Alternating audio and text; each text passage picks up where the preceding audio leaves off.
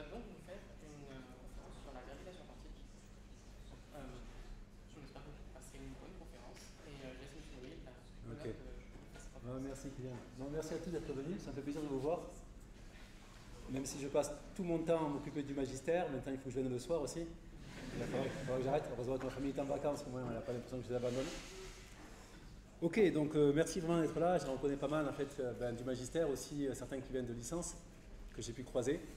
Et l'idée c'est de vous parler un petit peu de gravitation quantique. En fait, quand j'avais plus ou moins votre âge, à peu près, c'était le moment où je devais choisir une thèse et on était tous fascinés par la gravitation quantique. Parce que c'est un problème qui fait un peu rêver quoi, quand on aime bien la physique. Et j'ai travaillé sur ce domaine pendant environ une quinzaine d'années, et ça fait 10 ans que je ne travaille plus du tout sur ça. Et il y a à peu près 5 ans avant que j'arrête, donc oui, à peu près 15 ans, j'avais rendu visite en fait à quelqu'un qui était en Nouvelle-Zélande et qui avait travaillé sur la gravitation quantique pendant de nombreuses années. Et là, il ne faisait plus du tout ça. Il travaillait sur des galaxies, des trucs qui étaient super sympas. Et puis, je lui avais demandé, mais pourquoi tu as changé? C'est bizarre, tu fais de la gravité quantique et maintenant tu vas travailler sur des trucs de galaxies, analyse de données et tout. C'est un truc que je ne comprenais pas beaucoup. Et il m'a répondu, mais parce que je vais faire de la physique. Et effectivement, à cette époque-là, je n'avais pas bien compris. Et finalement, je me retrouve maintenant, ça fait 25 ans que je fais de la recherche, ça fait 10 ans que j'ai arrêté la gravité quantique. Et la raison, c'est parce qu'effectivement, j'ai envie de faire de la physique. Et vous allez voir effectivement que ce problème-là, c'est un problème assez mathématique. Donc évidemment, je ne vais pas du tout rentrer dans les détails, mais c'est un problème qui est hyper excitant en fait pour plein de raisons différentes. Et j'aimerais au moins vous donner en fait un aperçu de la façon en tout cas dont j'entrevois les choses. Donc évidemment, vous m'arrêtez dès que vous avez des questions, enfin vraiment ça pose aucun problème. Mais j'aimerais juste vous montrer un tout petit peu l'idée de ce dont j'aimerais parler. D'abord la relativité générale. Première question, c'est pourquoi est-ce qu'on veut quantifier la gravité? Alors pourquoi est-ce qu'on veut quantifier la gravité? Ça veut d'abord essayer, pour cela il faut d'abord comprendre la relativité générale. Donc plus belle théorie de la physique, point d'interrogation. À mon avis, c'est vraiment la plus belle théorie de la physique pour plein de raisons différentes qu'on va un petit peu discuter, peut-être. Dans un second temps, une fois qu'on aura, j'aurais essayé de vous montrer pourquoi c'est intéressant et pourquoi il faut quantifier la gravité. Comment est-ce qu'on peut le faire? Et évidemment, la question du comment, la question du comment, ça veut dire comment est-ce qu'on peut résoudre les problèmes. Il y a deux types de problèmes, des problèmes de nature conceptuelle et des problèmes techniques, résoudre des équations. Et moi, j'ai juste envie de vous parler des problèmes conceptuels, pas des problèmes techniques, parce que probablement qu'ils sont plus profonds, les problèmes, les idées qui font que c'est difficile de quantifier la gravité. Et je vais vous parler un tout petit peu d'une approche sur laquelle j'ai beaucoup travaillé, qui est l'approche de la gravité quantique à boucle. Et puis, on verra, si on a le temps à la fin, les conséquences en fait de ces problématiques-là concernant des questions profondes comme celle du Big Bang. La singularité, ça veut dire quoi? Qu'est-ce que c'est que l'univers en fait au moment de sa création? Est-ce que ça a un sens de dire qu'on peut aller avant le Big Bang? Est-ce que ça a un sens de définir l'espace-temps au niveau du Big Bang? Et puis une autre question qui est vraiment extrêmement chaude et sur laquelle les gens travaillent énormément, c'est celle de l'entropie des trous noirs. Et là c'est pareil, c'est une problématique qui est hyper intéressante d'un point de vue aussi bien épistémologique que physique, parce que Hawking, quand il découvre la thermodynamique des trous noirs, c'est un calcul théorique, et tout de suite les physiciens comprennent que même si probablement on n'observera pas de notre vivant la thermodynamique et l'évaporation d'un trou noir, c'est une propriété d'une profondeur extrême, et toute théorie de la gravité quantique doit répondre en fait à la question de la thermodynamique des trous noirs que j'essaierai de formuler un petit peu à la fin. Et pour ça, donc juste quelques avertissements. Donc je ne donne aucune référence ici, mais bon, j'essaierai de vous dire qui a fait quoi un petit peu dans ce travail-là. À nouveau, sujet passionnant, mais je ne travaille plus dessus depuis très longtemps, donc si je me trompe, vous m'en voulez pas beaucoup. Il faudra être souple avec moi. Et c'est vrai que depuis quelques années, je me suis tourné sur des théories donc, de gravité modifiée. Finalement, elles ne sont pas si loin que ça de la gravité quantique, mais elles sont vraiment en lien avec les observations, avec les ondes gravitationnelles et avec tous ces nouveaux signaux qu'on est capable aujourd'hui de détecter et qui ouvrent un pan complètement nouveau et complètement révolutionnaire de l'astrophysique. Vraiment, les ondes gravitationnelles vont probablement être omniprésentes dans les prochaines années Et elles vont nous dire, espérons-le, beaucoup sur plein de questions qui sont encore ouvertes concernant en fait l'univers et l'espace-temps. Et à nouveau, donc le dernier point, je l'ai déjà mentionné, c'est une question qui est d'une très très grande complexité à la fois technique, mathématique et conceptuelle. Et évidemment, moi j'essaierai de bouger un petit peu les mains et de vous donner une idée approximative de ce que c'est, ce problème-là et comment est-ce qu'on peut le résoudre. Et si vous voulez plus de détails, surtout n'hésitez pas à me demander. Ok, donc on part sur ça et on va essayer de comprendre ces différents points. Et la première question, voilà, pourquoi est-ce qu'on veut quantifier la gravité? Alors que on a sous la main probablement la théorie, enfin comme je disais, la plus belle de toute la physique. Et ça, cette théorie, elle est à mon avis en fait l'une des plus jolies pour plein de raisons. Parce qu'en fait, elle se résume à cette équation, enfin là je ne peux pas avoir de pointeur, mais il y a une équation, les équations d'Einstein. Bon, peut-être que vous ne les comprenez pas encore, vous allez peut-être les comprendre un jour, je vous le souhaite. Et ces équations d'Einstein, tout est là. La gravitation, en fait, c'est là. Alors, quand on regarde la théorie quantique des champs qui décrit les particules élémentaires, c'est aussi extrêmement beau, c'est très efficace. Et puis, il y a plein de techniques qui sont vraiment très très profondes. Mais la théorie des champs, c'est à la fois des interactions, de la symétrie de jauge, de la renormalisation, gérer des infinis, et puis plein de questions qui sont très très profondes qui font que bon, l'édifice au final, il semble assez compliqué. Et la gravitation, c'est juste ça. Et évidemment, tout est là. Tout est là et tout le problème est là. C'est que je peux réduire une équation à une ligne comme ce que j'ai indiqué là, mais si on commence à regarder profondément ce que ça veut dire, évidemment, ça va être compliqué. Mais quand même, l'idée que l'histoire de l'univers est contenue dans une seule équation, c'est quand même quelque chose de remarquable. Et l'histoire aussi que cette équation-là, elle a à la fois, disons, un regard physique, c'est-à-dire on a vraiment un écho avec les observations, et mathématiquement, elle utilise des objets qui sont très très jolis, c'est que de la géométrie, ça fait vraiment de la théorie quelque chose qui est assez exceptionnel, un édifice exceptionnel, et en plus un accord parfait avec toutes les données observationnelles à ce jour. Toutes. Presque. Mais toutes quand même. On va voir pourquoi. Toutes parce que c'est la relativité générale, c'est un véritable succès de la physique à quasiment toutes les échelles à laquelle on regarde la gravitation, des échelles cosmologiques, donc la cosmologie c'est l'univers dans son ensemble, à l'astrophysique. Donc ce que vous savez, c'est que la relativité générale, avec quelques ingrédients supplémentaires, c'est pour ça que je disais, enfin elle est en accord avec presque tout, mais essentiellement elle nous donne une explication de toute l'histoire de l'univers. Si on accepte que le Big Bang, on ne comprend pas très bien, aujourd'hui, la création de l'univers avec les différentes phases, de la formation des éléments élémentaires jusqu'à la formation des structures et jusqu'à aujourd'hui l'expansion accélérée de l'univers, tout est contenu dans les équations d'Einstein. Et on a donc cette image-là du fond diffus cosmologique qui vous donne aussi quelque part une trace de ce qui s'est passé très très tôt dans l'âge de l'univers. Ça, c'est déjà en soi en fait quelque chose qui est vraiment assez fascinant quand on y pense un tout petit peu. Donc évidemment, il y a beaucoup de raccourcis dans ce que je raconte parce qu'il n'y a pas que la gravitation, il faut un petit peu de physique des particules dedans pour comprendre comment les particules émergent. Donc il y a beaucoup d'ingrédients que je cache un tout petit peu, mais la gravitation est vraiment contenue, est au cœur de toute l'histoire de l'évolution de l'univers. Et ce que je voulais faire, c'était vous montrer une petite animation qui n'est pas du tout de moi, mais qui est de chercheurs qui ont travaillé longuement sur, en gros, on prend à un instant donné au début de l'histoire de l'univers une partie du contenu de l'univers. En gros, on va prendre un petit peu d'énergie noire, pas beaucoup, à l'époque il n'y en avait pas beaucoup, de la matière noire, on ne sait pas trop ce que c'est, de la matière dite hadronique, on les fait interagir avec les équations de la relativité générale et on laisse ça évoluer au cours du temps, schématiquement. Alors est-ce que je vais réussir à l'amener de l'autre côté? Ça va être une autre, hop, je lance ça. Il ne se passe rien, hein?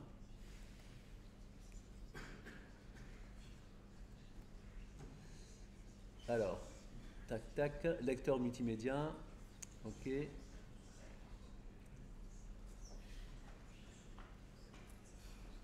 Moi, j'utilise jamais Windows et je sais pourquoi maintenant. C'est ça, c'est parti. C'est le prix du fichier qu'il faut pas. Alors attends, on va essayer de l'ouvrir avec autre chose. C'est dommage parce que c'est vraiment un film qui est très très beau. Sinon après je me brancherai en fait avec mon ordinateur et puis on peut l'ouvrir avec autre chose peut-être. Hop. Ça a donné la fonction. Ouais, mais ah si. Oui. Ah voilà, c'est parfait ça. Fermé. Non, Non. non, le fichier ne fonctionne pas. Bon, ok. Bon, je vous le montrerai tout à l'heure, promis.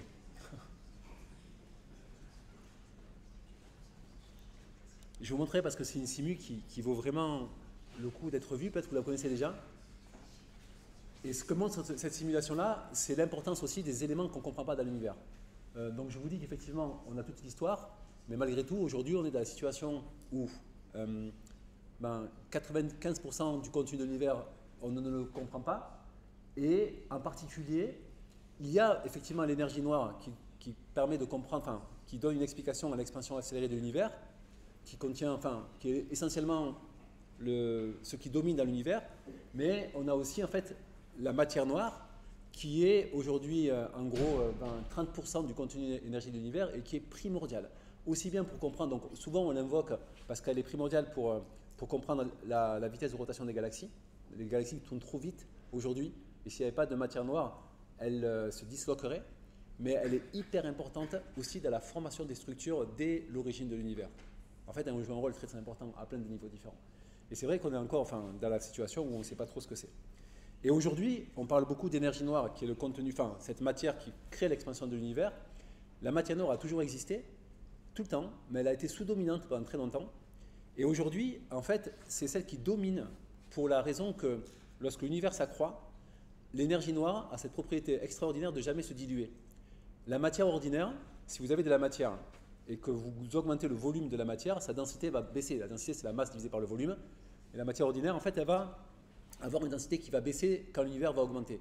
Par contre, l'énergie noire, en fait, a une densité d'énergie qui ne se dilue jamais. Elle est toujours constante. Donc au début, elle était négligeable. Et aujourd'hui, on a une époque, en fait, où elle domine. Non seulement elle domine, mais elle domine pas beaucoup. Elle est à, en gros, 70% du contenu de l'univers et 30% c'est de la matière noire. Et une des questions qu'on se pose, c'est pourquoi est-ce qu'aujourd'hui, on vit à une époque où on a cette coïncidence, où la matière noire ne domine pas amplement l'histoire de l'univers, mais où matière noire et énergie noire sont à peu près du même ordre de grandeur. C'est ce qu'on appelle le problème de la coïncidence. Et les physiciens, enfin, je ne sais pas, mais on n'aime pas trop ce genre de coïncidence et on se dit qu'il y a une question profonde derrière. Donc la gravitation, c'est tout ça. C'est vraiment toute l'histoire de l'univers, tous les mystères qu'elle contient encore. Et on espère qu'on arrivera à répondre à ces questions-là avec les outils qu'on arrive à développer. Et la gravitation aussi, c'est aussi la physique en champ fort. Champ fort, c'est champ gravitationnel intense, donc au bord des trous noirs.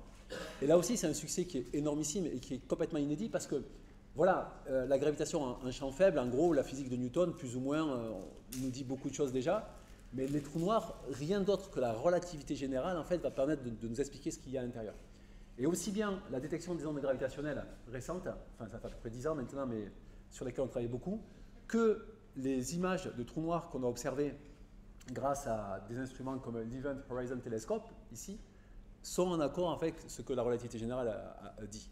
Donc concernant les images de trous noirs, le HT, la résolution encore, elle n'est pas tellement développée, donc on ne sait pas s'il y a exactement un accord total avec la théorie de la relativité générale, mais en tout cas, il n'y a pas de désaccord. D'accord. Et puis peut-être qu'il y aura des choses qui vont se passer et qui vont faire que finalement le trou noir au centre des galaxies n'est pas exactement celui qu'avait prédit Einstein. Mais pour le moment, c'est le cas.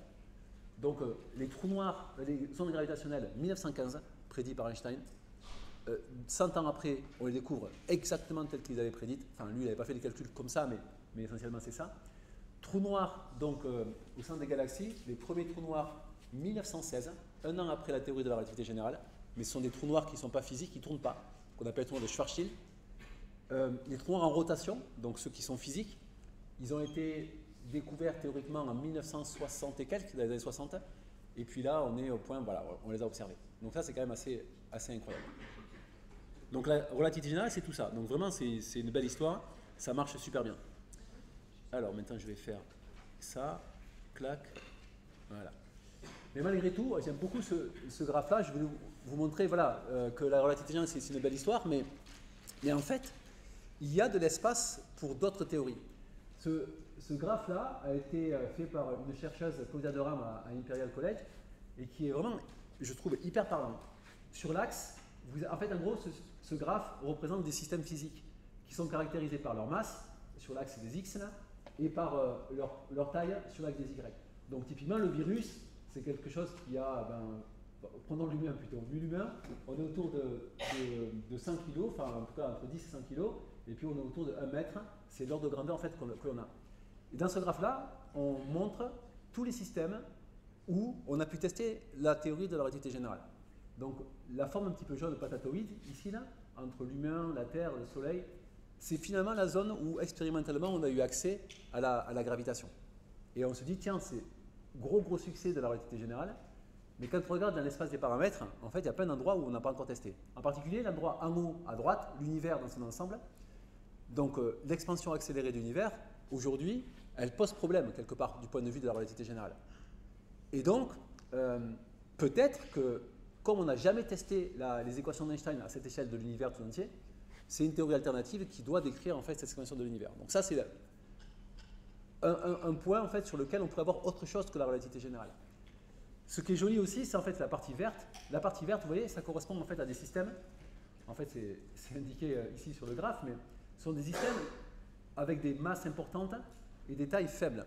Donc là, en fait, on a des systèmes qui ont des masses grandes et des tailles faibles. Donc en gros, leur densité est très importante. Ils s'effondrent, ça crée des trous noirs. Et dans la zone verte ici, on est à l'intérieur du trou noir. Là où on peut avoir une singularité. Et là aussi, effectivement, peut-être, et via la gravité quantique, on doit modifier la relativité générale. Donc en gros, tout ça pour dire que oui, on a une très très belle théorie. Mais en fait, cette théorie-là, elle est aujourd'hui en totale adéquation avec tout ce qu'on observe, mais il y a de la place pour avoir autre chose. Cette autre chose, ça peut être des théories alternatives pour l'énergie noire, ou bien des théories de la gravité quantique, si on est capable d'aller voir ce qui se passe à l'intérieur d'un trou noir. Et ensuite, donc voilà, donc là je voulais juste évoquer, après avoir parlé de cela, de ces deux questions, en fait, concernant ce qui se passe pour les très très grandes échelles au niveau cosmologique, où là la gravitation, elle fait un peu défaut, il y a un problème. Et puis la question de la gravité quantique à l'intérieur du trou noir, on verra ça tout à l'heure. Alors je vais vous parler effectivement de ce problème de l'expansion accélérée de l'univers et de l'énergie sombre.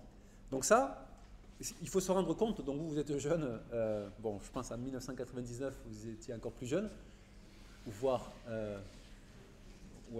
même pas jeune quoi en fait pour certains, probablement. À cette époque-là, on regarde en fait en gros des galaxies, en gros, très schématiquement, des objets dans l'univers, leur vitesse d'éloignement, et on se rend compte que les galaxies s'éloignent les unes des autres, mais de plus en plus vite. Donc c'est une découverte qui a été faite entre 1998 et 1999 par plusieurs équipes, et qui a valu le prix Nobel de physique dans les années, je pense, 2011, si je ne me trompe pas, ou en tout cas quelques années après. Et ça, il faut réaliser que ça a été en fait une sorte de cataclysme pour les physiciens qui font de la physique fondamentale.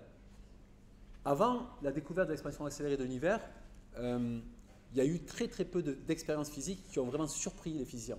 Vraiment très peu. Alors, la découverte du boson de Higgs, c'est une découverte d'une prédiction qui a été faite dans les années 60. Même la découverte des particules du modèle standard W+, W-, Z0 dans les années 80, c'est une prédiction de la physique du modèle standard, et de très très nombreuses en fait, observations qui ont valu le prix Nobel, qui sont des observations hyper importantes, comme le CMB qu'on a vu tout à l'heure, qui est aussi en fait une prédiction théorique qui existe depuis les années 70-80. En fait, ce sont des prédictions, elles n'ont pas surpris les physiciens. Cette observation-là, ça a été une énorme surprise. En fait, peu de gens s'attendaient à avoir un univers qui est en expansion accélérée. Moi, quand j'ai appris la relativité générale, c'était pile en 99, je pense que ces trucs-là n'existaient pas encore tout à fait, et on n'apprenait pas la relativité générale avec la constante cosmologique. Enfin, on disait, l'univers est à peu près plat, il grandit gentiment, mais son accélération va diminuer, mais non, en fait, nous, on a observé cette chose-là. Et là, ça a été un cataclysme, et les gens ont beaucoup essayé de comprendre pourquoi, et comprendre qu'est-ce qui pourrait être responsable, en fait, de cette expansion accélérée.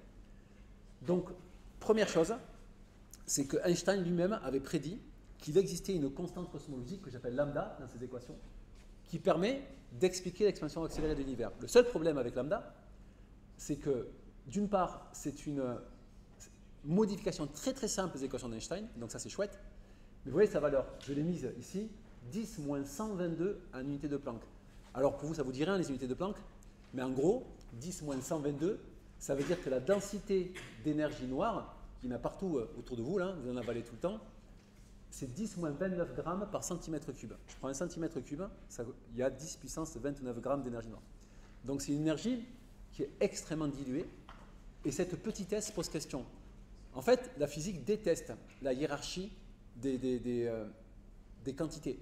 On aime bien avoir, par exemple, toutes les particules qui ont à peu près la même masse. On aime bien avoir toutes les quantités qui ont à peu près la même densité. Quand on a une densité de 10-122, on peut vraiment se poser des questions. On se dit, mais pourquoi est-ce qu'on a une si faible densité? Est-ce qu'on rate quelque chose? Est-ce qu'il y a un aspect, une propriété qui nous a échappé? Ça, c'est un premier point. L'autre problème avec l'énergie noire, c'est que, donc, quand on regarde la physique quantique, vous savez très bien qu'elle a des états, enfin, n'importe quel système a un état fondamental, et cet état fondamental, c'est ce qu'on appelle en général le vide d'une théorie. Et en physique des particules, c'est pareil, il y a un vide, il y a un état fondamental. Et cet état fondamental se comporte comme une constante cosmologique, sauf que l'énergie du vide, elle est mais des puissances de 10 plus grandes que l'énergie que la valeur de la constante cosmologique. C'est-à-dire que, en gros, l'expansion accélérée de l'univers est ridicule, alors que le vide, il accélérerait l'univers en fait à une vitesse bien plus importante en fait que ce qu'on a là. Donc vous voyez, il y a un hiatus, il y a un problème en fait, une contradiction assez forte avec entre la petitesse de cette constante cosmologique, la théorie, la mécanique quantique et donc la relativité générale. Et c'est ce qui a poussé beaucoup de gens, dont les chercheurs avec qui je travaille, ceci nous a poussé en fait à trouver des théories alternatives. Et dès les années 2000, en fait, donc un an après la découverte de l'expansion de l'univers, il y a eu une zoologie de modèles qui ont été développés pour essayer de comprendre ce problème-là. Et aujourd'hui, ça reste encore un problème ouvert. Je ne sais pas. Oui, dis-moi. En 1999, on a découvert l'expansion de l'univers. Quelle est la différence du coup avec les observations d'Hubble? Voilà, c'est une expansion accélérée. C'est-à-dire Hubble, lui, il montre que l'univers est en expansion, donc il grandit. D'accord? Donc il n'a pas une résolution suffisamment importante en fait dans ses expériences pour regarder l'évolution au cours du temps. Donc il comprend qu'aujourd'hui l'univers augmente. Cette mesure-là te dit que dans le temps, tu vois, l'univers va augmenter de plus en plus vite. Dans ce graphe-là, on le voit bien. Je ne sais pas si je peux accéder ici. Voilà, ici. Voilà, tu vois là, en gros, on a la taille de l'univers et la taille de l'univers aujourd'hui augmente, mais de plus en plus vite. Alors que Hubble, lui, il avait probablement en fait la trace que l'univers augmentait, mais il ne savait pas si l'univers allait faire ça, s'il augmentait gentiment linéairement ou s'il augmentait de manière accélérée. Donc c'est une expansion de l'univers, mais ici elle est accélérée. Et ça c'est hyper contre-intuitif parce que la gravitation c'est la théorie de l'attraction. Et on se dit tiens, si à un moment donné l'univers commence à croître, ben, en fait on a plutôt envie de penser qu'au bout d'un certain temps, la gravitation, les éléments qui sont à l'intérieur vont plutôt avoir envie de le ralentir. Et en fait non, il y a cette constante cosmologique ou cette énergie noire sombre en fait qui fait que ça ne marche pas. Donc ça aujourd'hui ça reste encore une question grandement ouverte de comprendre finalement ce qui se passe d'arriver à donner une explication qui soit convaincante de ce que c'est que l'énergie noire. Et ça, c'est pas simple. Ensuite, c'est l'autre question. Finalement, là, on se trouve aux deux extrémités de l'histoire de l'univers, quelque part, si on y réfléchit un tout petit peu, puisque la question de l'énergie noire, c'est aujourd'hui, on observe une expansion accélérée à cause de la domination de l'énergie noire sur tout le reste de la matière. Et ici, on a ce fameux Big Bang, là, dans lequel, en fait, aussi, la gravitation, elle échoue, en fait, à dire ce qui se passe. Alors, de manière générale, pourquoi est-ce que la gravitation a des problèmes de singularité? En fait, donc, comme je disais ici, comme je le dis là, aux très petites échelles, donc maintenant, vraiment, on est à l'autre extrémité du domaine, des échelles qu'on considère, aux très très petites échelles, la gravitation en fait va avoir des problèmes en fait à essayer à comprendre ce que c'est que la physique à cette échelle-là. La raison est très simple. Il y a une raison disons formelle et une raison physique. La raison physique, c'est que la gravitation est une théorie d'attraction. Si vous prenez deux particules qui s'attirent, elles vont s'attirer, et vous voyez très bien qu'elles vont toujours s'attirer. Il n'y a jamais de répulsion a priori dans la relativité générale. Et au bout d'un moment, en fait, la matière va collapser de plus en plus, elle va devenir de plus en plus dense. La densité va être de plus en plus importante et tout va devenir complètement infini, tout est explosif et rien va être régulier. En gros, c'est juste parce que la gravitation est une théorie qui est attractive, qui fait que la matière qui s'attire l'une contre l'autre, elle va s'attirer de plus en plus, elle va être de plus en plus dense et ça va créer des problèmes. Ce problème-là porte le nom en fait de singularité. La relativité générale prédit des singularités. Et ça, c'est un énorme problème.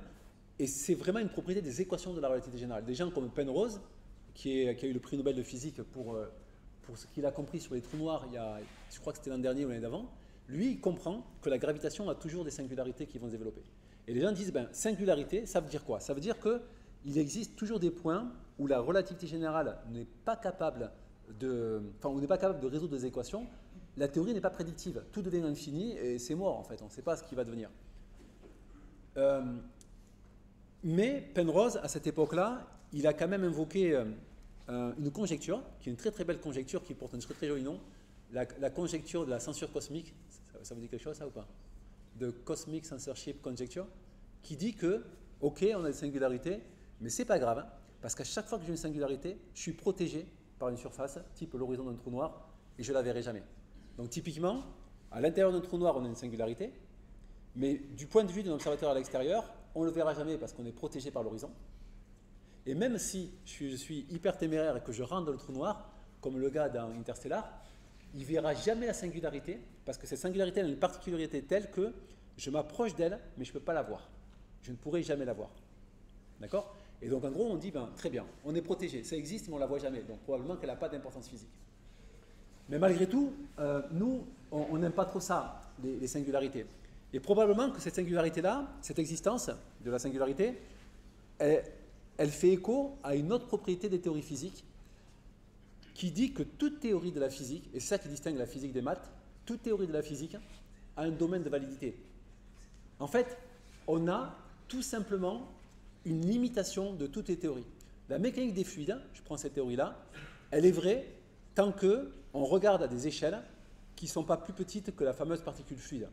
D'accord? Si je commence à regarder les atomes ou les molécules d'eau, je suis mort, je ne peux pas décrire la mécanique des fluides.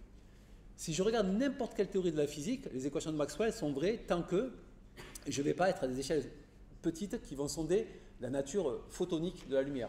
Si ça reste des ondes, aucun problème. Et de la même façon, en fait, la théorie de la relativité d'Einstein va être vraie tant que on ne va pas travailler, voir la théorie à des échelles qui vont être plus petites que l'échelle de Planck. Et ça, c'est par essence. C'est-à-dire, toute théorie physique, on dit qu'elle est effective. Et si elle est effective, à un moment donné, elle doit être corrigée par des effets quantiques. C'est en fait les principes de la théorie quantique des champs qui vont me dire ça, essentiellement. Et la relativité générale n'échappe pas à ce principe-là. Et en gros, ce qu'on se dit, on se dit, ben en fait, évidemment, quand on va regarder la matière au niveau de la singularité, on va être au-delà du domaine de validité de la théorie, et tout ça nous pousse en fait à chercher des extensions pour accroître un peu plus, finalement, le domaine de validité de la théorie physique. Mais ceci, en fait, donc, ça reste très théorique, mais ça a des conséquences, entre guillemets, physiques, parce que d'une part, il y a la singularité du Big Bang, donc même si on n'y aura jamais accès, elle est là, on a envie de comprendre d'où on vient, donc la gravité quantique devrait nous donner en fait une réponse à ce que devient le Big Bang, comment est-ce qu'on peut le décrire. Et puis, il y a cette fameuse thermodynamique des trous noirs que j'ai un petit peu évoquée tout à l'heure, qui elle aussi, en fait, curieusement, est devenue un challenge énorme en fait pour tous les théoriciens. Alors c'est quoi cette histoire de la thermodynamique? Elle remonte aux années 70, quand un physicien qui s'appelle Bekenstein, qui travaille aujourd'hui en Israël, écrit un papier, vous pouvez le lire, hein, vous tapez Bekenstein sur Google Scholar, vous allez tomber sur son papier, il y a 3 équations, quasiment que des mots, donc c'est très très facile à suivre, et il dit qu'un trou noir, ouais, bon, se comporte comme un objet thermodynamique. Il a une température, il s'évapore, il a une entropie, exactement comme un ballon d'eau ou un ballon de gaz. Alors, je ne suis pas un expert de l'histoire de cette époque-là à proprement parler, mais Hawking, donc lui qui est un physicien anglais, en fait ne croit pas une seconde à ce que dit Bekenstein, et Hawking est un technicien hors pair. Il sait résoudre des équations et des problèmes avec une efficacité et une originalité hors du commun en fait. Malgré la maladie qu'il a eue, il a été capable de faire des calculs de tête en fait de manière assez extraordinaire. Donc lui, il entreprend ce calcul-là en disant ben, ce que dit Bekenstein c'est n'importe quoi, je vais le prouver par le calcul. Il fait un calcul hyper sophistiqué, il dit mais mince, en fait Bekenstein a raison. Les trous noirs se comportent comme des objets thermodynamiques, ils s'évaporent. Ils ont une entropie, ils ont une température. Donc évidemment, je ne vais pas vous raconter l'histoire en détail, mais c'est devenu en fait un problème extrêmement majeur de la physique fondamentale. Ce qui se passe là, c'est que si on commence à mettre des particules qui vivent au bord d'un trou noir, et qu'on quantifie les particules, il va y avoir donc ces phénomènes d'évaporation qui vont se produire. Mais l'évaporation d'un trou noir, c'est une évaporation qui est un petit peu étrange. C'est pas comme un bol d'eau que je mets là, qui va s'évaporer en molécules d'eau. En principe, si je mets un bol qui est rempli de grenadine ou d'une autre boisson non alcoolisée, ça va s'évaporer. Et l'évaporation, en quelque sorte, elle va contenir l'information de ce qu'il y avait dans le bol d'eau, tout le temps. Et ça, c'est un des principes physiques qui va me dire ça, c'est que même si je récupère cette évaporation, je serai en principe capable de savoir ce qu'il y avait dans le bol d'eau. En pratique, évidemment, je ne le suis pas, mais en principe, je suis capable de le faire. Parce qu'on ne doit pas avoir de perte d'information en physique. Alors que l'évaporation d'un trou noir, son rayonnement, en fait, est complètement universel. On dit que c'est thermique, c'est-à-dire en gros, quelle que soit la constitution de l'étoile qui s'est effondrée, qui a formé ce trou noir-là, le trou noir va s'évaporer exactement de la même façon. Si je prends des bouquins et que je les balance dans le trou noir ici, ou une chaise ou un tableau ou n'importe quoi, au bout d'un certain temps, selon ce mécanisme d'évaporation, ça va s'évaporer exactement de la même façon. Donc on est en train de violer un principe très fort, ce qui est le principe de conservation de l'information, ou bien ce qu'on appelle le principe d'unitarité en physique, c'est à peu près les mêmes choses. Et ça, on ne supporte pas. C'est pas possible. On se dit, mais en fait, si j'ai une étoile qui s'effondre, l'étoile va s'effondrer, et que l'étoile soit formée de tels éléments chimiques ou qu'elle soit formée de tels éléments, ça va donner la même évaporation à la fin. Ça, c'est quelque chose qui est vraiment curieux. Et en fait, ce problème d'évaporation universelle, thermique, est lié intimement aussi à cette singularité à l'intérieur du trou noir. Il y a un lien, d'après les physiciens. Et ça, c'est quelque chose qu'on essaie aussi de résoudre. Juste une curiosité aussi concernant cette expérience de pensée que je vous ai racontée un petit peu. Cette quantité de bouquins en fait, que je vais balancer dans le trou noir, donc je me dis, ça tombe à l'intérieur, ça va s'évaporer, et puis c'est bête parce que j'aurais perdu toute l'information qu'il y avait dans ces bouquins-là.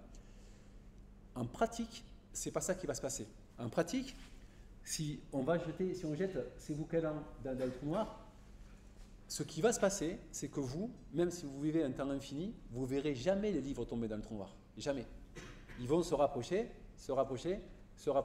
indéfiniment de l'horizon, mais ils ne vont jamais franchir l'horizon. Pourquoi? Parce que l'horizon, c'est la frontière pour laquelle il faudrait une vitesse de la lumière, une vitesse plus grande que la lumière pour pouvoir s'extraire du trou noir. Donc quand les bouquins s'approchent de l'horizon, la lumière qui est émise par les bouquins qui viennent vers vous, qui font que vous voyez les bouquins, cette lumière-là va être attirée de plus en plus par le trou noir et va avoir plus en plus de mal à partir pour revenir vers vous. Donc plus le bouquin s'approche, plus sa lumière va avoir du mal à vous arriver dessus. Et donc de manière asymptotique, en fait, vous, même si les bouquins, dans leur propre temps, chutent à l'intérieur et traversent l'horizon, vous ne les verrez jamais traverser.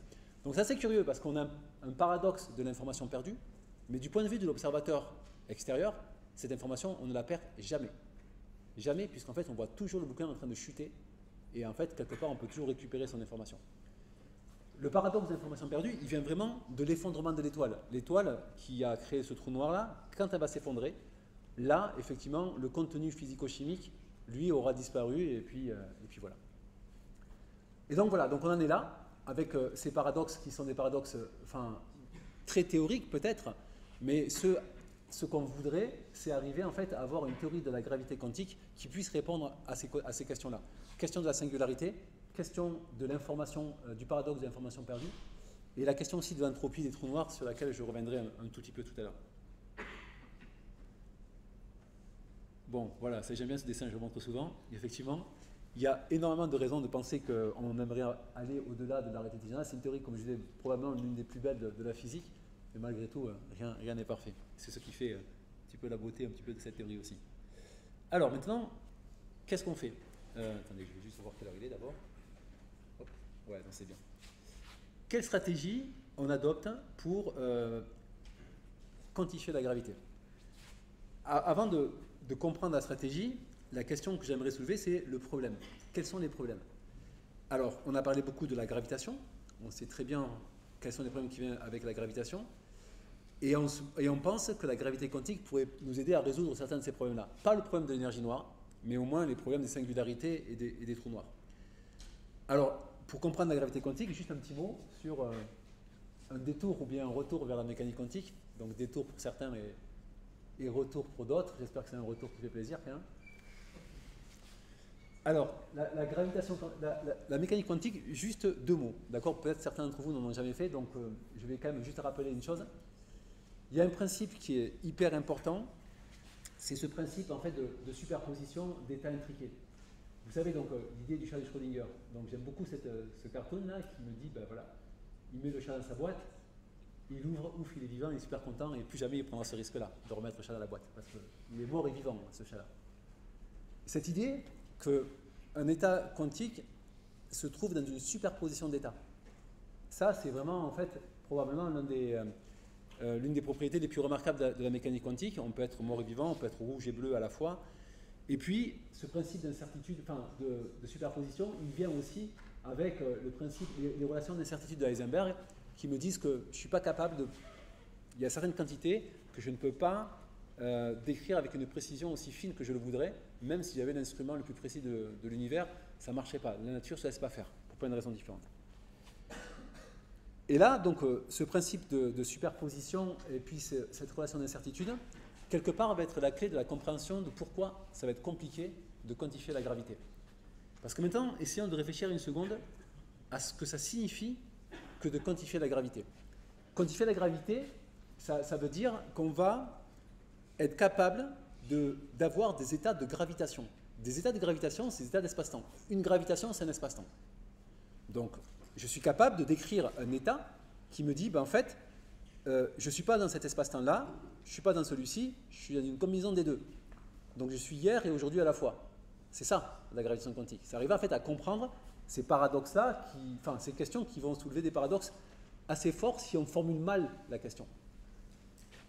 Et autre chose, donc pour la gravitation, en fait, ce qui est hyper intéressant, c'est qu'on se rend compte que les échelles se mélangent complètement aussi.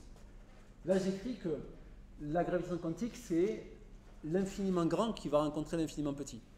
Et c'est exactement ça qui se passe, parce que si vous voulez, regardez en fait les échelles des différentes théories. Imaginez que vous ayez un objet qui a une masse m. Donc, cet objet-là, enfin, je me suis planté ici. Pourquoi j'ai mis C? C'est pas... Bon, enfin, peu importe. Si je prends un objet qui va avoir en fait une masse m, en théorie des champs, je vais pouvoir le décrire dans le cadre de la théorie des champs si sa taille va être à peu près de l'ordre de grandeur de lambda c. D'accord? Donc, bon, j'ai mis ça en termes de masse de l'électron, mais peu importe. En gros, je suis en train de dire qu'il existe une taille. Si je prends un élément de masse m, s'il a une taille trop petite, je suis obligé de le décrire dans le cadre soit de la mécanique quantique, soit de la théorie quantique des champs. Si je prends un objet de masse m, également, si sa taille est trop petite, je ne vais pas pouvoir échapper à la description en termes de relativité générale. Typiquement, si j'ai un objet de masse m et qu'il est super petit, il va être tellement petit que son rayon va être plus petit que le rayon de l'horizon, il va s'effondrer, il va créer un trou noir, et si j'ai un trou noir, ben forcément je vais être dans le cadre de la mécanique, enfin de la relativité générale. D'accord? Donc si j'ai un objet de masse m qui est trop petit, il va s'effondrer et je vais devoir le traiter dans le cadre de la relativité générale. Si j'ai un objet de masse m et je regarde à des échelles très petites aussi, là je vais aussi devoir parler de relativité, de mécanique quantique. Et je peux essayer de me demander en fait quand est-ce que à la fois j'ai un objet de masse m qui est suffisamment petit pour être dans le cadre de la RG, pour former un trou noir, et suffisamment petit pour être dans le cadre de la mécanique quantique. Et donc pour que ces deux échelles coïncident, c'est là où je vois apparaître en fait que nécessairement je dois être à l'échelle de Planck. D'accord? Donc pour sonder la gravité quantique, en fait, nécessairement, quelque part, je dois être à l'échelle de Planck. C'est vraiment un argument avec les mains. Probablement que c'est un argument qu'il faut dépasser et que ça ne se passe pas exactement comme ça, mais ça vous donne la raison pour laquelle c'est à l'échelle de Planck qu'on va pouvoir sonder en fait la mécanique quantique. Et pourquoi l'infiniment grand rencontre l'infiniment petit? Parce que vous êtes dans des situations où les masses sont super lourdes et on est à des tailles super petites. Le Big Bang, typiquement, c'est la situation où tout le contenu de l'univers, donc l'infiniment grand, va être dans un domaine qui va être infiniment petit. On ne peut pas échapper aux lois de la gravitation et on ne peut pas échapper aux lois de la physique quantique. Donc on est à l'échelle de Planck. Au CERN, on sonde jusqu'à 10-18 mètres. Ici, on veut sonder la physique à 10-36 mètres. C'est ça qu'on est en train de vouloir faire. Regardez en fait la façon dont les lois de la physique changent lorsqu'on est à notre échelle à nous, à 1 mètre. Lorsqu'on passe à 10 moins 9 mètres, on est dans le cas de la mécanique quantique, on a 9 ordres de grandeur de différence. Les lois de la mécanique quantique sont complètement différentes des lois qui nous gouvernent. Lorsqu'on passe à 10 moins 12 mètres, on est dans le cas de la théorie quantique des champs. Donc là aussi, la théorie quantique des champs ressemble un peu à la mécanique quantique, mais c'est quand même encore un petit peu plus compliqué. Donc en gros, entre notre échelle à nous jusqu'à l'échelle de la théorie du CERN, 10 moins 18 mètres, il y a, en fait, les théories de la physique ont complètement changé. On est passé d'un monde qui est le nôtre au monde de la mécanique quantique et de la relativité, qui sont totalement inintuitifs. Il nous reste à franchir autant de chemins. On est à 10 moins 18 mètres, on va arriver à 10 moins 36. Donc vous imaginez la façon dont les lois de la physique peuvent changer. En fait, elles peuvent autant changer qu'elles ont changé entre notre échelle à nous et l'échelle de la théorie des champs, essentiellement, voire plus que ça.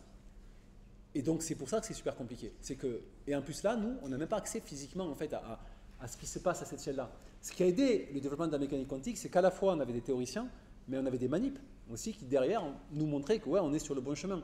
Quand Dirac il invente l'anti-électron, parce qu'il en a besoin dans ses théories, parce qu'il dit mais ma théorie est super jolie et pour qu'elle soit jolie, il faut forcément qu'il y ait de l'antimatière. 1 an après, on découvre l'antimatière. Quand Pauli dit en fait la radioactivité bêta, personne ne la comprend, mais moi je vais vous dire ce qui se passe, il y a une particule que je ne comprends pas, que je n'ai jamais vue, qui s'appelle le neutrino. On met beaucoup de temps à le voir de manière directe, mais très très vite, les gens sont conscients que ça va exister. Toutes les particules du modèle standard, à part 3, ont toutes été découvertes théoriquement avant d'être observées physiquement. Toutes. Et l'observation physique est venue très souvent, rapidement en fait, après la prédiction. Et ceci a aidé en fait, les théoriciens à avancer en fait, de concert avec les observations. Là, mais on est loin du compte. En fait, on ne sait pas. Donc en fait, il faut arriver à faire quelque chose. Et le seul guide qu'on a, ça va être un guide mathématique. Et c'est pour cette raison-là en fait, que ces théories-là sont des théories de nature très très mathématique. Et à cette échelle, c'est ce que je vous disais tout à l'heure, en plus, sonder l'espace-temps, c'est superposer le temps, c'est superposer l'espace. C'est qu'est-ce qui se passe avec la causalité, qui est un des principes en fait hyper importants. Les causes précèdent toujours les effets. Et puis le dernier effet, en fait, il est quand même joli aussi, c'est qu'en plus, si expérimentalement on veut sonder, par exemple, l'échelle de Planck, ou bien des échelles très petites, qu'est-ce qu'on fait quand on sonde de la matière?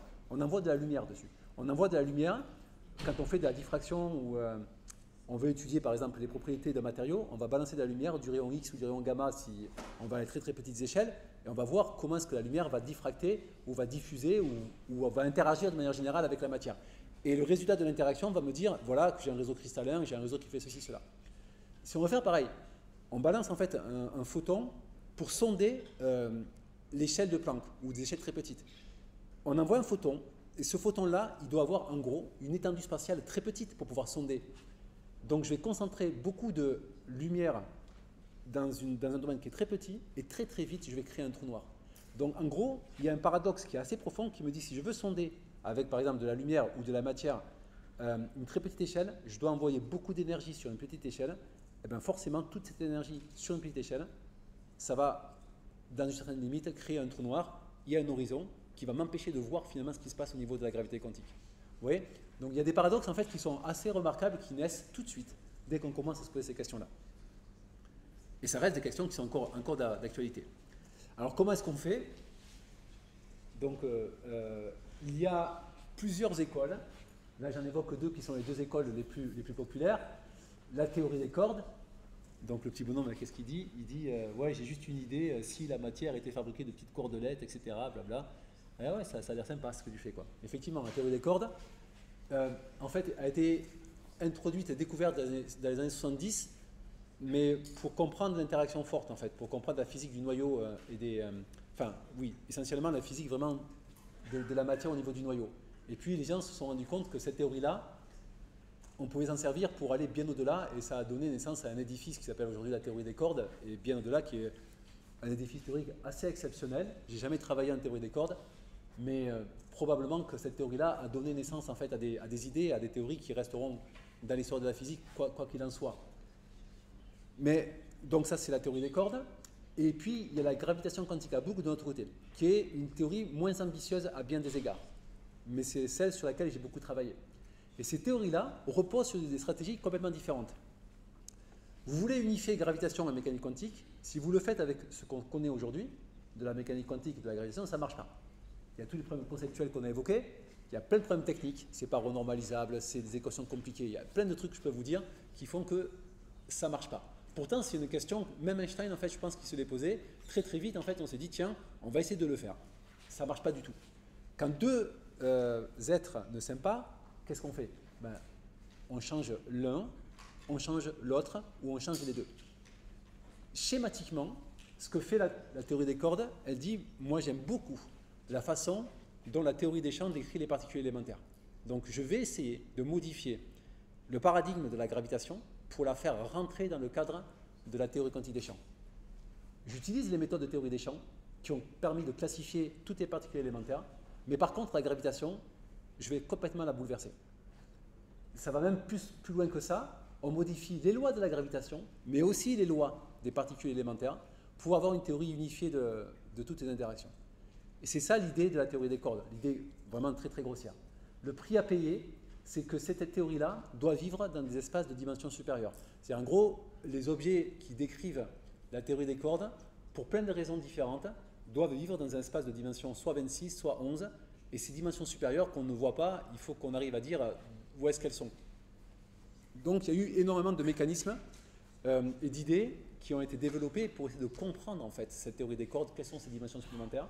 Et à nouveau, il y a eu des idées magnifiques, comme les idées de l'holographie par exemple, qui est une idée qui est vraiment, je pense, extrêmement profonde, sur laquelle on reviendra un petit peu à la fin.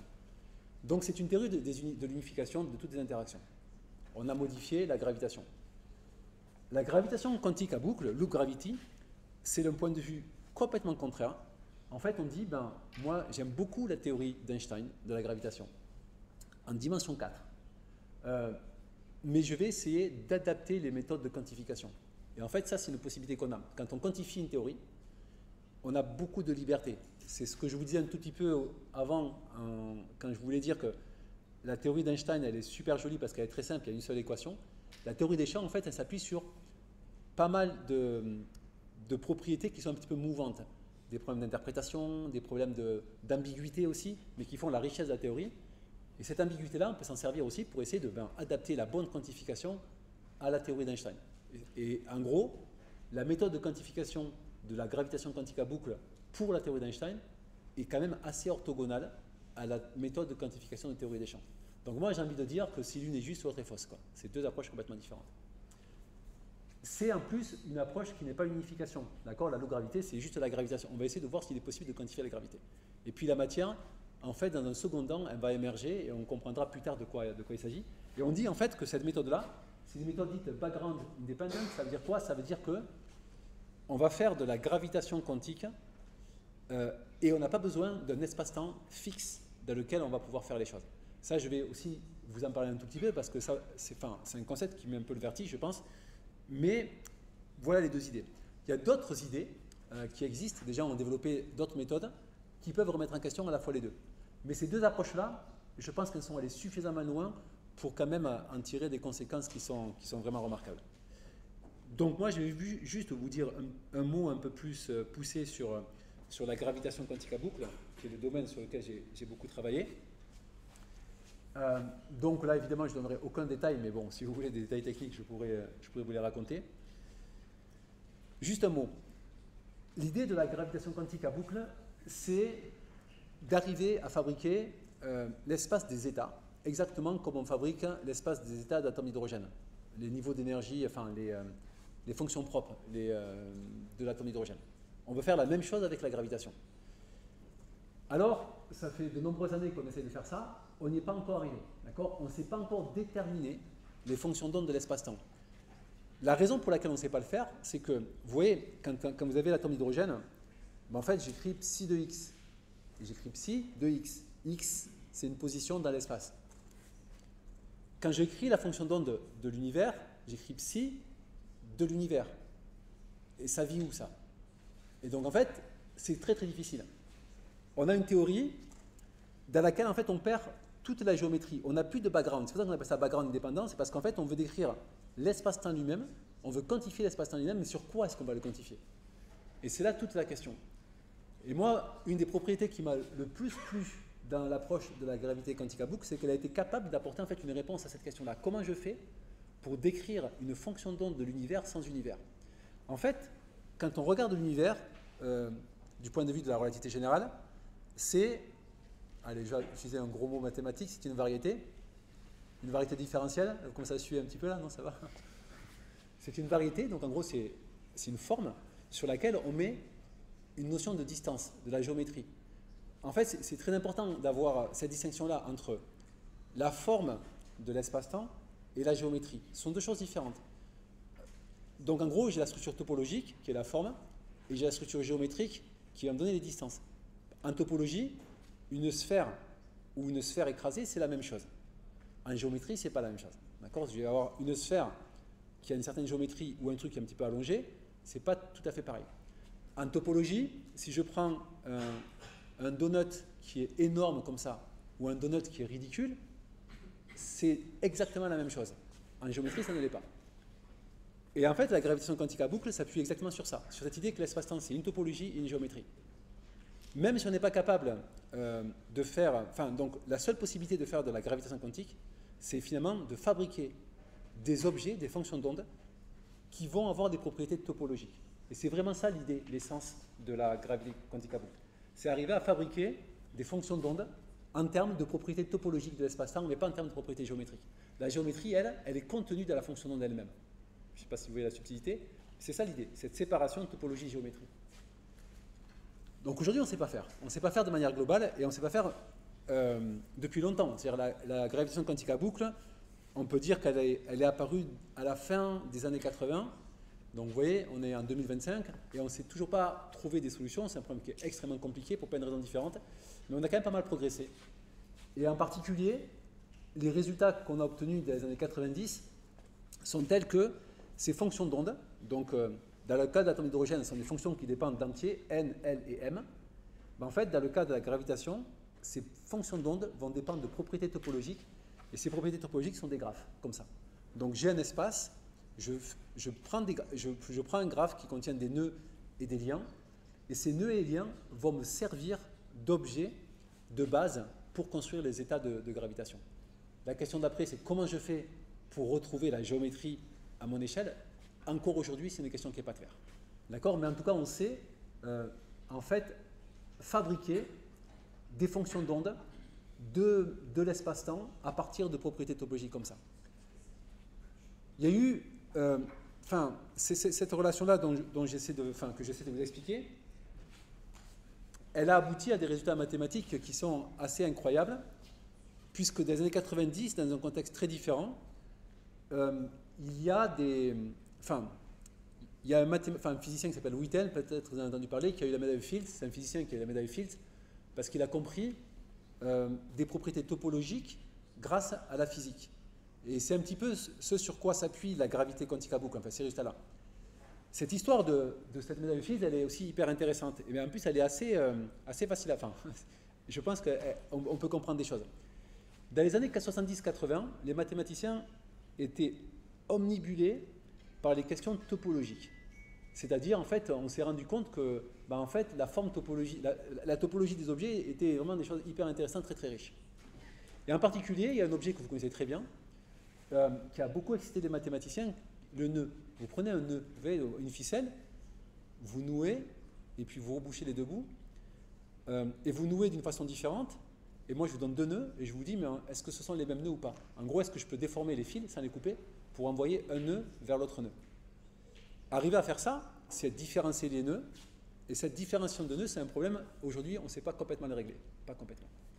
Et les mathématiciens étaient très intrigués en fait par cette possibilité de distinguer deux nœuds, parce que ce problème-là de distinction des nœuds était très très lié en fait à d'autres propriétés beaucoup plus profondes. Il y a un mathématicien, je crois que c'est en 78, qui s'appelle Thurston, qui a compris des choses préliminaires sur ça. Il a fait la chose suivante. Vous prenez un nœud dans la sphère S3, disons R3 sans bord. Vous prenez ce nœud, vous le gonflez. Ouais. Vous l'enlevez du truc.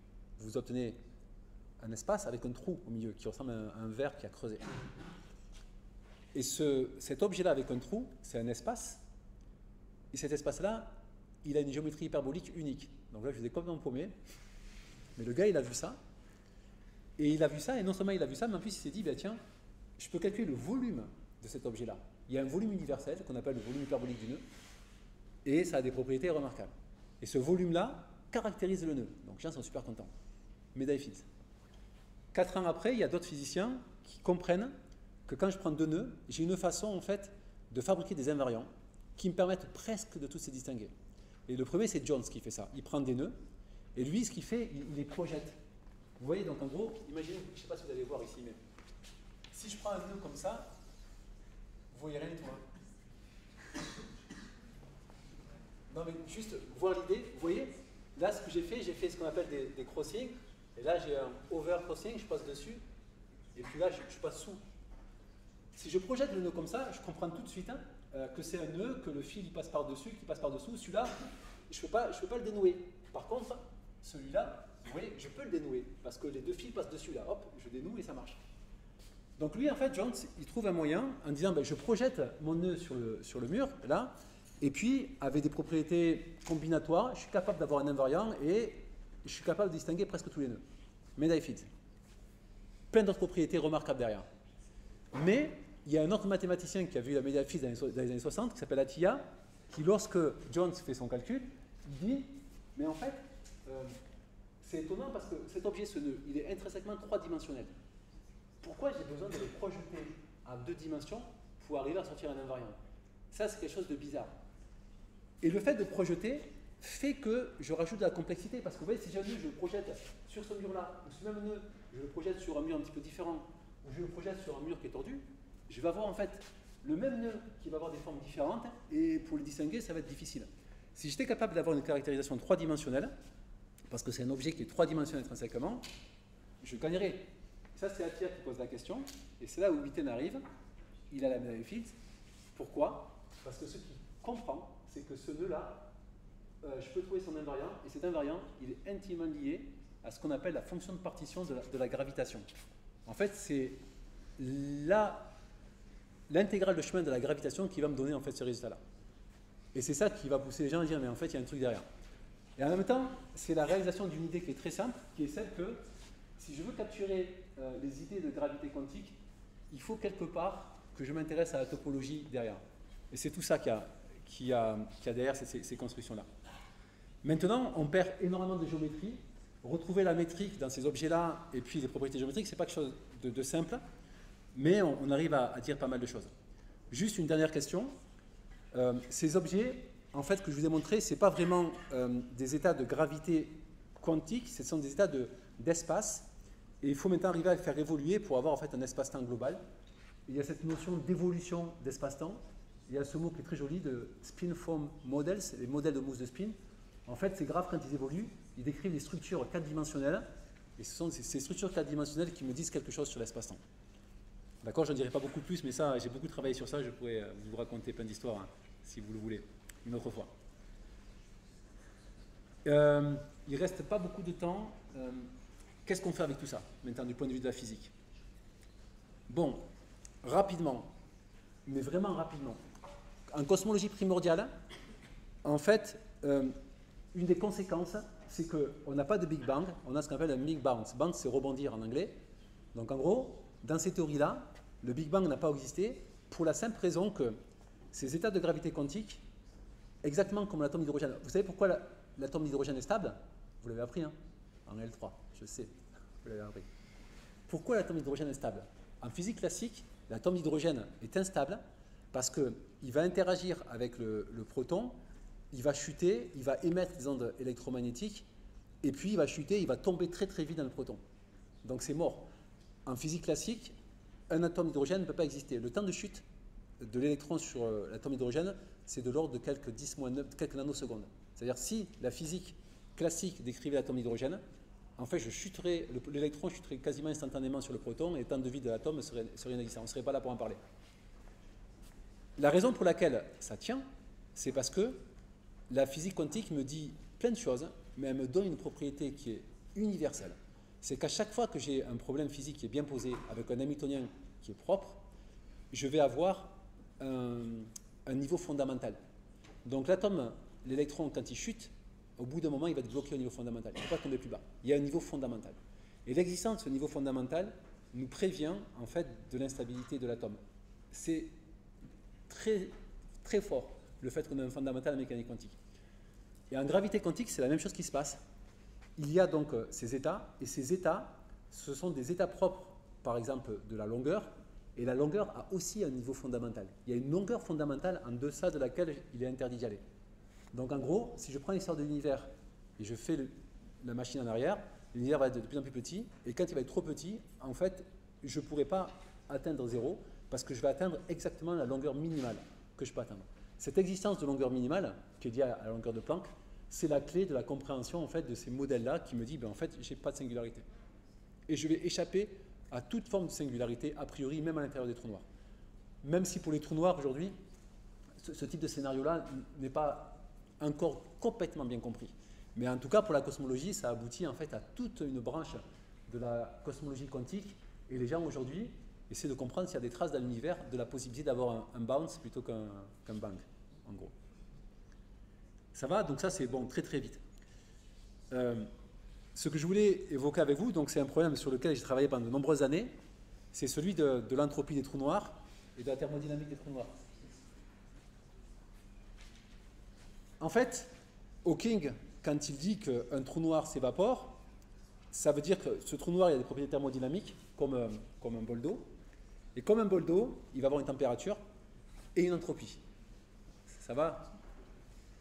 Ce que me dit Boltzmann dans le début des années 2000, non pas 2000, 1900 plutôt, enfin, c'est ça, c'était le siècle il y a longtemps. Boltzmann, lui, il me dit qu'à chaque fois que j'ai une entropie, cette entropie-là est reliée à un comptage d'état. C'est-à-dire, en gros, j'ai un système. Ce système-là, moi, je le vois à l'échelle macroscopique. Donc, c'est la pression, le volume, la température. Et cette pression, cette volume, cette température me permet de définir une fonction entropie. Et cette entropie, elle me dit quelque chose sur ce que sont les micro-états. Je peux calculer l'entropie comme une fonction des quantités macroscopiques, comme une fonction de la température, de la pression, du volume, mais aussi je peux les calculer à partir des propriétés microscopiques et en particulier de ces micro-états. En gros, je prends un système macroscopique et à l'intérieur, il y a plein de molécules qui bougent et toutes les positions des molécules vont me donner des configurations microscopiques différentes du même état macroscopique. Donc l'entropie me dit ça, me dit qu'en fait, le système que je regarde, ouais, il est simple, mais derrière, il y a une complexité, et la complexité est traduite par l'existence d'une fonction d'entropie. Si j'arrive à calculer le nombre de micro-états, S égale K log d'oméga, j'ai gagné, je suis capable de trouver l'entropie, faire le lien entre l'entropie macroscopique et microscopique. D'accord? S K log d'oméga, c'est ce qui est indiqué sur la tombe de Boltzmann en Autriche. En fait, la même chose doit se passer pour les trous noirs.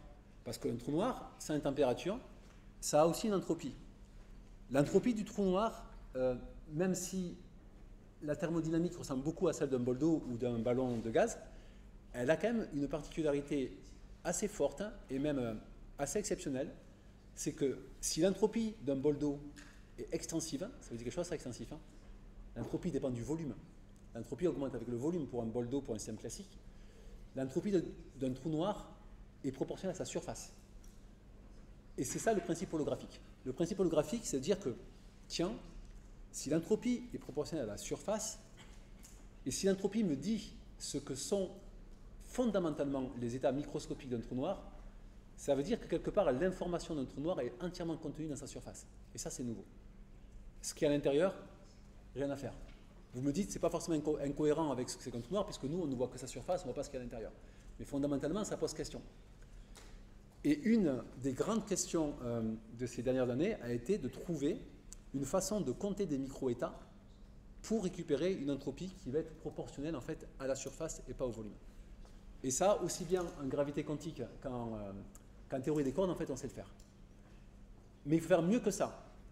Ce que me dit Hawking, c'est que l'entropie est proportionnelle à l'aire de l'horizon, mais l'entropie vaut précisément A sur 4 en échelle de Planck. Un quart de A. Ce un quart, en fait, il est fondamental. Et trouver une théorie qui me permet à la fois de récupérer une entropie qui est proportionnelle à l'air et qui me file exactement le A sur 4, ça, c'est pas facile. Mais aujourd'hui, il y a pas mal de modèles qui marchent. Ils ne sont pas tous convaincants, mais il existe des modèles qui sont relativement simples sur lesquels vous-même vous pouvez travailler pour vous montrer en fait qu'on peut effectivement arriver à ce résultat en gravité quantique à boucle. Et l'idée est assez simple. Vous prenez donc la surface de l'horizon et vous dites, je sais que ma surface de l'horizon est discrétisée. C'est l'information que me donne la gravité quantique à boucle. En gros, j'ai une surface qui est fabriquée de plein de mini-surfaces. Et la question que je me pose, c'est quel est le nombre de façons de coller des mini-surfaces pour avoir la surface qui a la même surface macroscopique. Vous voyez, j'ai une surface macroscopique, grand S, j'ai plein de mini-surfaces, je dois coller les mini-surfaces entre elles, je compte le nombre de possibilités de coller ces mini-surfaces, et à la fin, j'ai oméga, et j'essaie de trouver que log d'oméga, c'est proportionnel à l'aire de l'horizon. En fait, on peut y arriver comme ça. C'est vraiment la discrétisation de l'espace qui, en gravitation quantique à boucle, permet d'accéder à ce résultat-là. Par contre, le A sur 4, il est compliqué, très très compliqué. Et après, qu'est-ce qu'on fait? On va rentrer chez soi. Il reste plein de choses à faire. Donc, je vous disais, moi, je ne travaille plus dessus pour plein de raisons différentes. Il y a vraiment encore aujourd'hui des questions qui sont hyper ouvertes. D'abord, est-ce qu'il y a une évidence expérimentale de la discrétisation de l'espace? Est-ce qu'on peut avoir une évidence expérimentale qu'il y a eu un Big Bounce? Aujourd'hui, on sait qu'il y a eu une inflation. En tout cas, les observations sont cohérentes avec l'idée d'une phase d'inflation. Est-ce qu'on peut avoir une explication du paradoxe de l'information? Aujourd'hui, aucune théorie est totalement convaincante. La singularité, ça reste encore là. Le seul problème, c'est que si vous voulez avoir un job, vous avez deux possibilités. Soit vous vous orientez à gauche, soit vous passez plutôt à droite pour avoir un boulot, quoi, en fait. Donc en gros, c'est pas aussi cynique que ça, mais c'est vrai que c'est un problème qui est délicat. Et puis, bon, ouais, je vais m'arrêter là avant de dire des bêtises. Voilà, merci.